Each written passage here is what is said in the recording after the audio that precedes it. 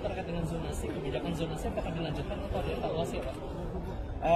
Ini juga sesuatu yang semuanya harus kita kaji ya, semua harus kita kaji. Karena kan juga plus minus ya, banyak kebijakan yang dilaksanakan selalu ada pro dan kontra.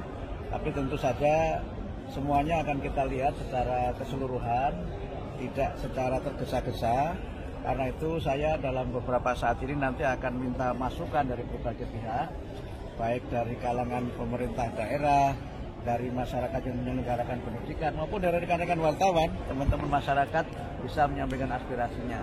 Saya berusaha selama memimpin kementerian ini untuk menjadi menteri yang banyak mendengar. Saya kan selama ini banyak ceramah, jadi nanti saya banyak mendengar, tidak banyak ceramah. Dalam pendidikan ada wajib belajar 13 tahun. Nah, dengan ada pendidikan Kementerian Pendidikan Dasar Khusus itu tuh apa sih target dari pendidikan dasar kita? Jadi wajib belajar 13 tahun itu adalah komitmen kita untuk meningkatkan kualitas sumber daya manusia dan terutama adalah pendidikan usia dini. Jadi 13 tahunnya bukan menjadi kelas 13, tetapi prasekolah itu akan menjadi perhatian dan itu juga yang memang menjadi fondasi untuk pendidikan di tanah air kita ini.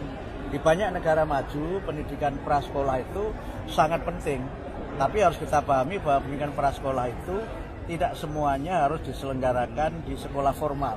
Kita kan punya lembaga pendidikan informal dan lembaga pendidikan non formal, sehingga kita mendorong untuk ada kemitraan strategis dengan masyarakat sebagai penyelenggara pendidikan.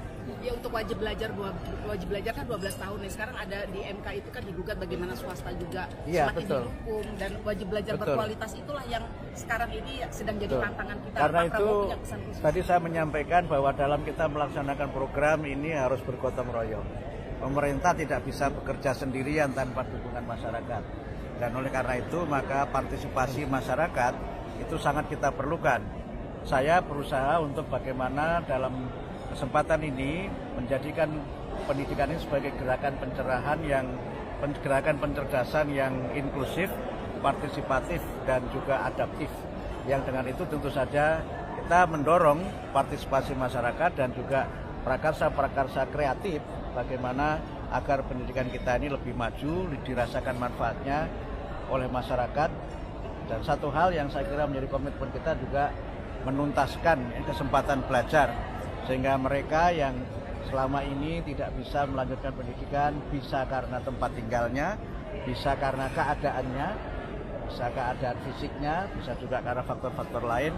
Ini mudah-mudahan bisa kita layani semua, karena itu adalah kewajiban konstitusional pemerintah kepada masyarakat, karena setiap warga negara itu berhak untuk mendapatkan pendidikan yang bermutu.